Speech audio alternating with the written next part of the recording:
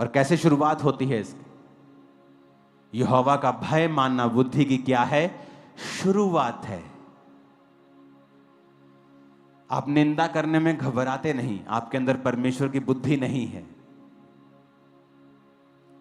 आप चुगली करने समय घबराते नहीं, आपके अंदर परमेश्वर की बुद्धि नहीं है।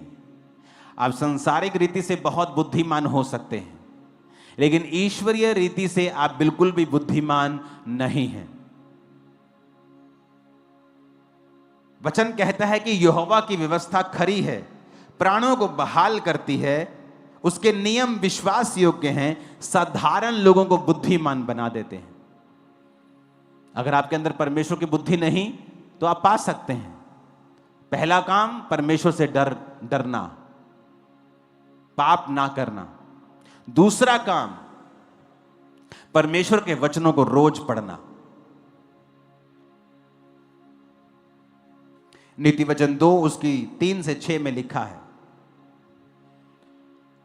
यदि तू प्रवीणता और समझ के लिए अति यत्न से पुकारे, उसको चांदी के समान ढूंढे, गुप्त धन के समान उसकी खोज में लगा रहे, तो यहोवा के भय को तू समझेगा और परमेश्वर का ज्ञान तुझे प्राप्त होगा। पुकारना,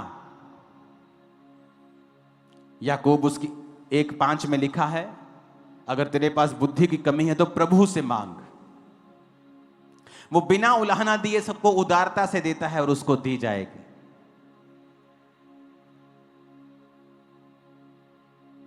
और इससे पहले अगर आप 1 से 4 आयत पढ़ेंगे तो वहां पर परीक्षाओं का जिक्र है, जहां वो कह रहा है कि परीक्षा में तू अपने धीरज को संभाल के रख। फिर कह रहा है कि बुद्धि को मांग, क्योंकि जब आपके अंदर परमेश्वर की बुद्धि होती है आप परीक्षा में स्थिर रह सकते हैं। जब दानियेल के जीवन में परीक्षा आई, परमेश्वर में सही चलने के बावजूद भी उसे बंदी बनाकर ले जाया गया, फिर भी उसने परमेश्वर की बुद्धि को नहीं छोड़ा और कहा मैं ये खाना नहीं खाऊंगा जो बाइबल के वचनों के खिलाफ है। और बाइबल कहती है उसने वो खाना नहीं खाया। ये क्या थी? ईश्वरीय बुद्धि। और इसी वजह से वो बढ़ता गया और अपने साथियों से भी बढ़ता गया और दूसरे लोगों से भी बढ़ता गया, और एक दिन टॉप 3 पे था वो। रीजन, ईश्वरीय बुद्धि आई कैसे? परमेश्वर के वचनों के ऊपर चल के। कहता अगर तू अति यत्न से पुकारे, चांदी के समान उसे ढूंढे, धन के समान उसकी खोज में लगा रहे। कि वचन क्या कहता है?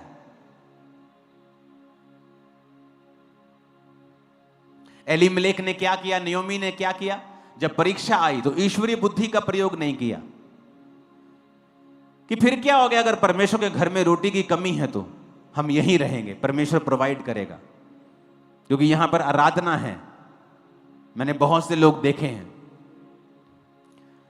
सेवा में आते हैं, जब देखते हैं ओ मुझे तो बड़ी गाड़ी लेनी है, सेवा में मैं कैसे ले पाऊंगा, और शारीरिक बुद्धि का प्रयोग कर लेते हैं, और उसके बाद उनके परिवारों में और जीवनों में जब नुकसान होने लगते तब मैसेज के बाद मैसेज करेंगे, पापा बचा लो, प्रभु हाय मुझे बचा, आओ पापा जी प्रार्थना करना मेरे लिए। क्योंकि पहले तुमने सांसारिक बुद्धि और लालच में आके तुम फंस गए और अब तुम चाहते हो तुम निकाल दिए जाओ। अब ऐसा पॉसिबल नहीं होगा, क्योंकि पहले तुम्हें ईश्वरीय बुद्धि को पूछना था कि क्या ये मैं ये काम करूं, क्योंकि हो सकता है परमेश्वर वहीं पर आपको इतनी बरकत दे और साथ में सुख भी दे जो आपको वहां मोआब में जाके नहीं मिलेंगे। आमीन। वचन क्या कहता है?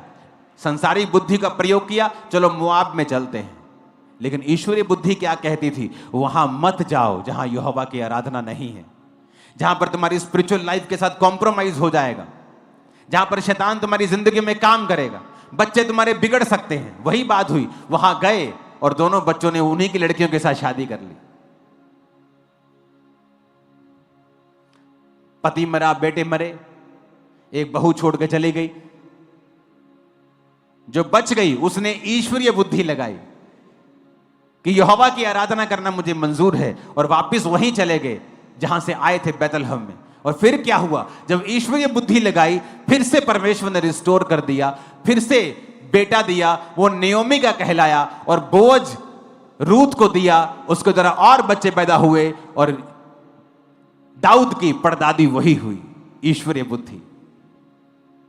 आप कामयाब होना चाहते हैं तो लंबा चलने की सोचें, सांसारिक बुद्धि का प्रयोग ना करें, लंबा चलें। सांसारिक बुद्धि अच्छी है, गुड है, लेकिन जहां पर ईश्वरीय बुद्धि प्रयोग होती है वहां पर आप सांसारिक बुद्धि को प्रयोग नहीं कर सकते। कितने मेरी बात को समझ रहे हैं? आप सांसारिक बुद्धि का प्रयोग कहां करना है, मैं आपको बताता हूं कि कहां सांसारिक बुद्धि का प्रयोग करना है, कहां ईश्वरीय बुद्धि का प्रयोग करना है।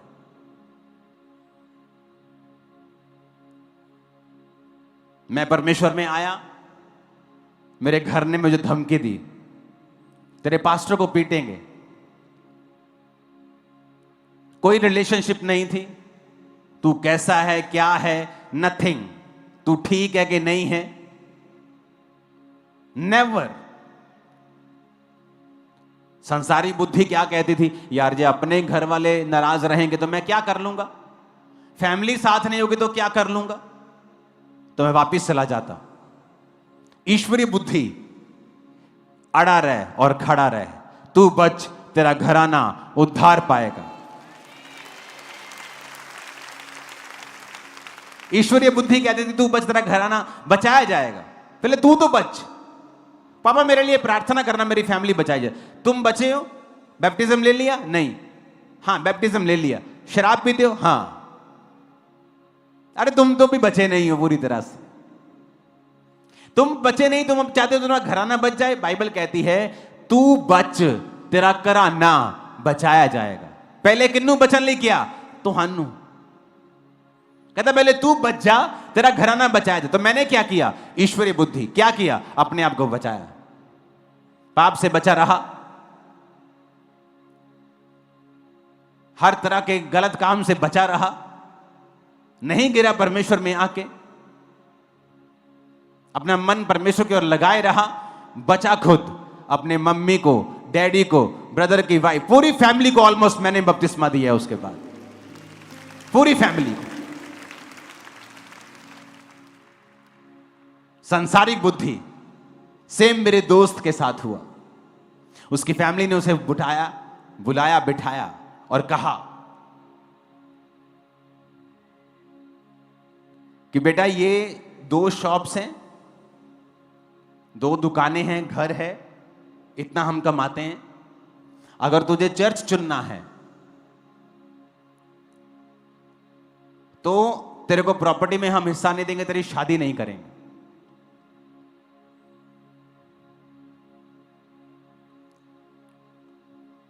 इसमें बहुत चीजें सीखने वाली है। कुछ लोग शादी पता क्यों करते हैं? क्योंकि उन्हें नीड है उनकी बॉडी को। उसने शादी करेंगे तो हर वक्त बस हम घूमते फिरते रहेंगे, एंजॉय करेंगे। शादी इस चीज के लिए नहीं होनी चाहिए। उसे लगा यार सारी चीजें सही आ रही है, फैमिली भी है, मैरिज भी हो जाएगी, प्रॉपर्टी, दुकान सब है यार।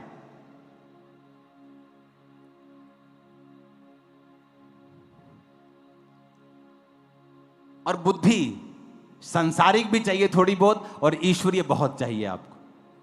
वो चला गया, हट गया परमेश्वर से, या तो फिर बिल्कुल ही उल्टा कर दिया। एक दिन आ गया घर छोड़ के, कहता मैंने घर छोड़ दिया, मैंने नहीं जाना।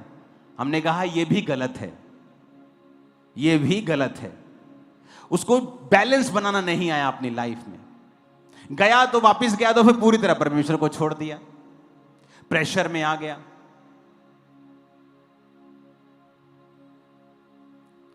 हमारी दोनों की लाइफ अलग हो गई। मैं परमेश्वर में बढ़ने लग गया, वो अपनी लाइफ में बिजी हो गया, कांटेक्ट टूट गया हमारा।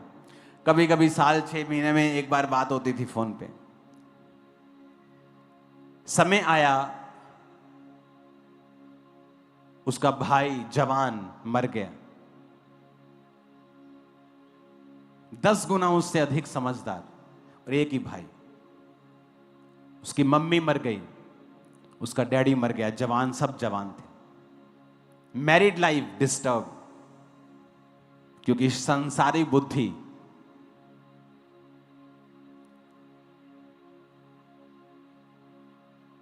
ईश्वरीय बुद्धि लगाता तो मैं आपको ये प्रॉमिस करता हूं ये कभी ना होता, ना भाई मरता, ना मां मरती, ना बाप मरता, तीनों जिंदा होते।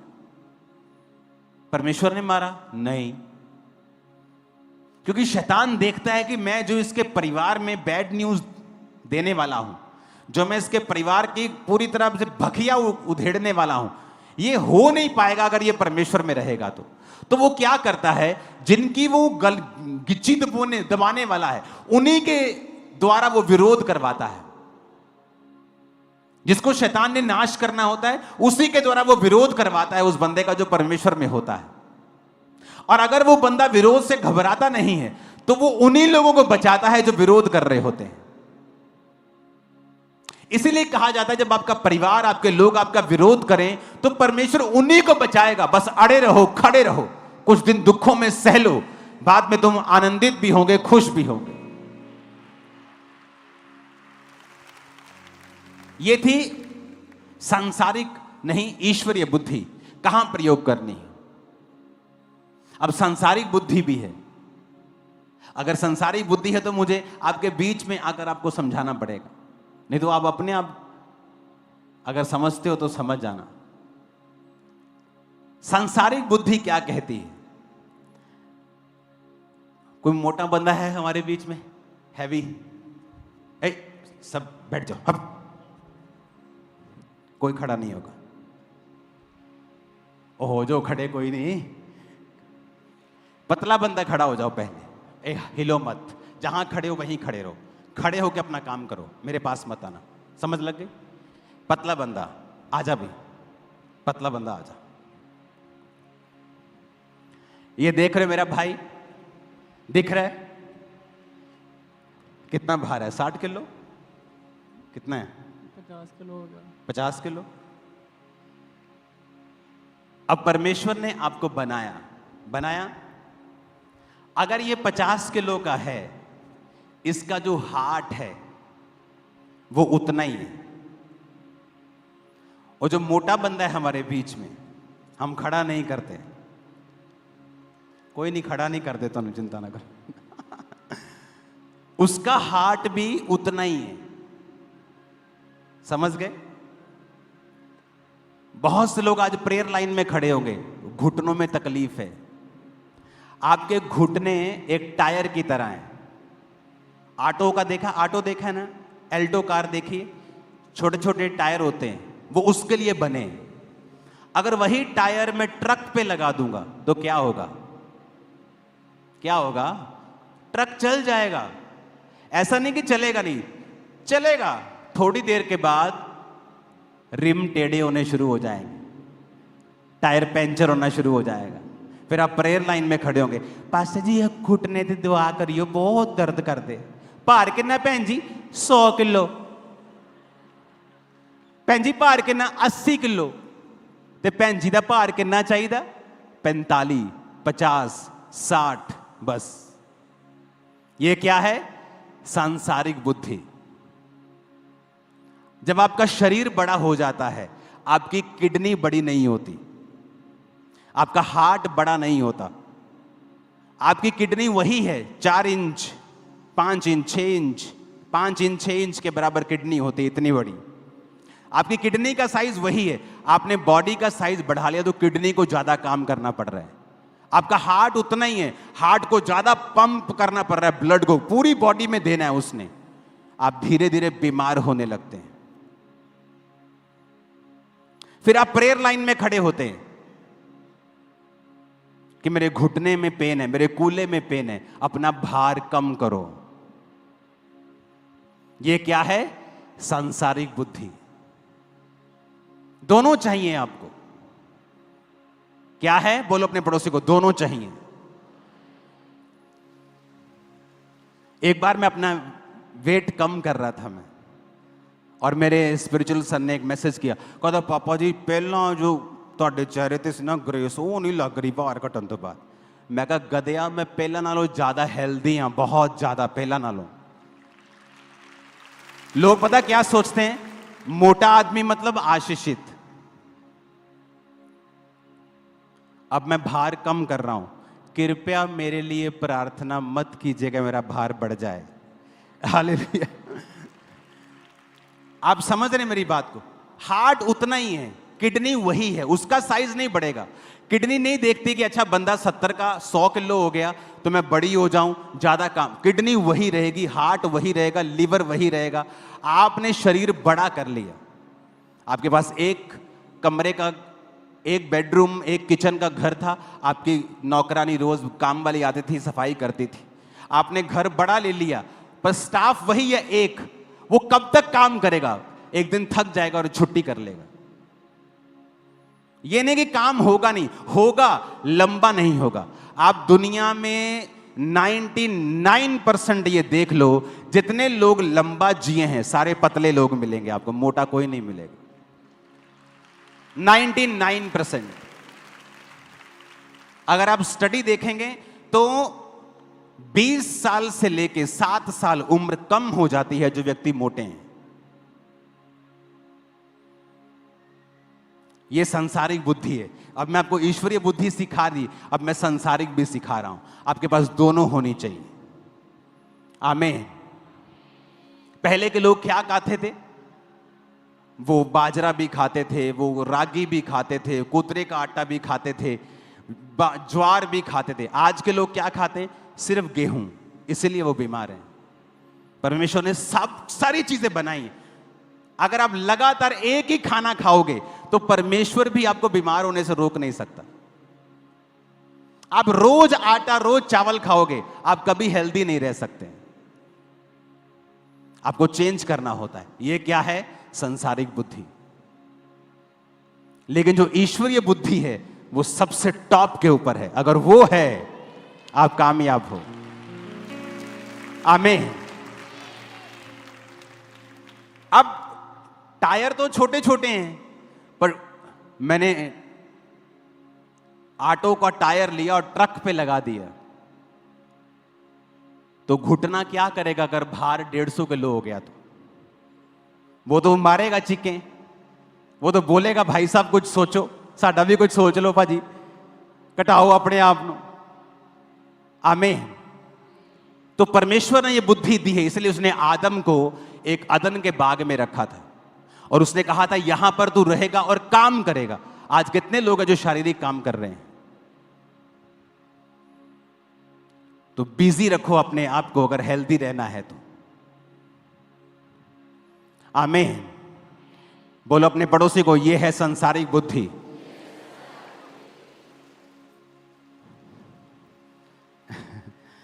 हालेलुया।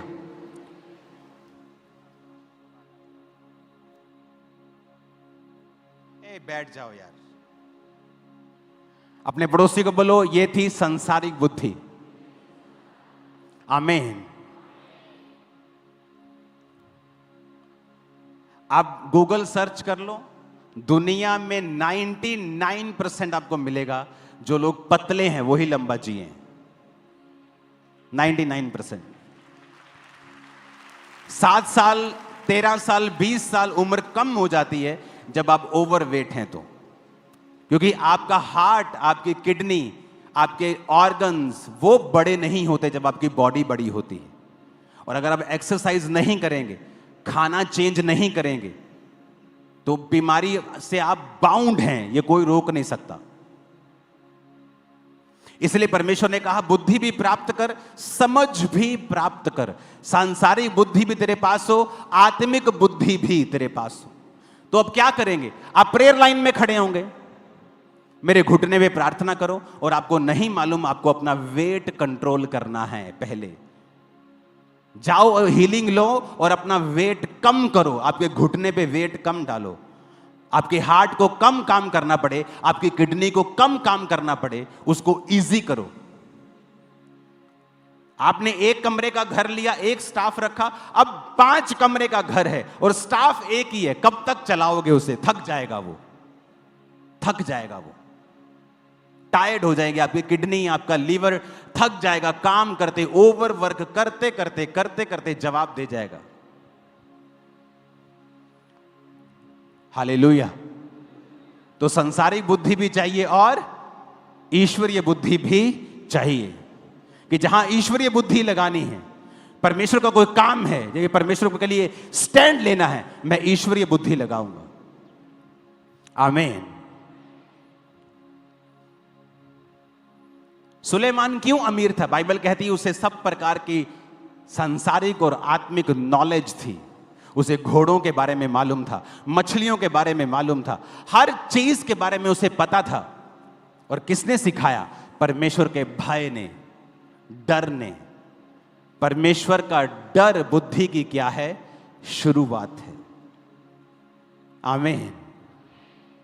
फिर से अपने पड़ोसी को बोलो, प्रभु का डर मानना बुद्धि की शुरुआत है। फिर से बोलो अपने पड़ोसी को। आमीन, आमीन।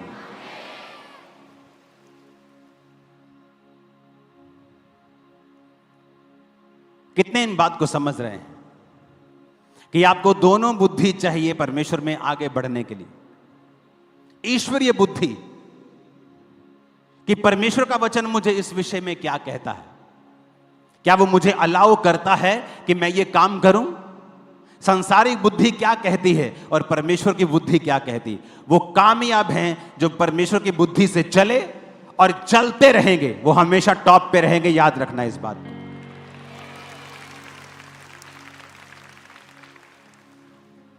आमीन। उठाओ अपने हाथों को। इस बुद्धि के बारे में मैं लगातार आपसे बात करता रहूंगा अगले 2 हफ्ते, ताकि प्रभु का आत्मा आपको छुए और ईश्वरीय बुद्धि आपके अंदर चली जाए। पहला काम, यहोवा का डर मानना। और यह कैसे आएगा? ये ऐसे आएगा कि आप बाइबल पढ़ेंगे और वो काम नहीं करेंगे जो वचन के खिलाफ है। दूसरा, बुद्धि को मांगना कि परमेश्वर मुझे ऐसी बुद्धि दे, ईश्वरीय बुद्धि जो तेरी ओर से हो। बाइबल कहती है समझ की प्राप्ति का यत्न घटने ना पाए। बाइबल को पढ़ना, परमेश्वर का डर मानना और बुद्धि के लिए पुकारना। बाकी का वचन मैं आपको थर्सडे बताऊंगा कि बुद्धि को हमने कैसे पाना है। और जब बुद्धि आपके अंदर होगी, आप इसको पा लेंगे, आप डेफिनेटली दूसरों से अलग होंगे और आशीषित होंगे। आमीन। ऊंचा ये आशीष हमारी है चर्च। उठाओ अपने हाथों को, सब जन खड़े हो जाओ और कहो,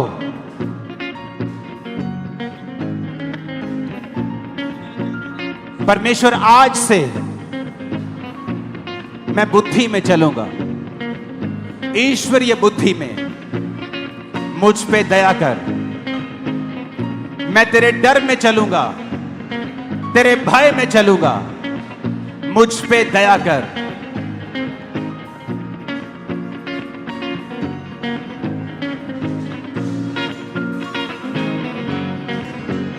मेरी प्रार्थना है आज अपने सिरों पे हाथ रख लो।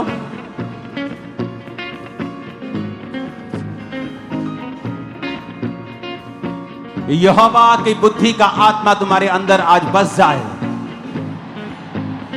तुम्हारे बच्चों के अंदर डिवाइन विजडम प्रवेश करे। सारी नलायकियत,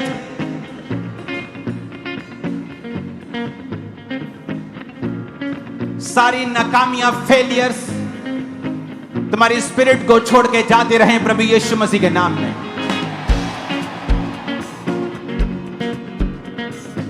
आज से सारी रुकावटें, ईश्वरीय बुद्धि को प्रयोग करने में सारी रुकावटें तुम्हारी जिंदगियों से बाय फायर नाश हो जाएं सदा के लिए।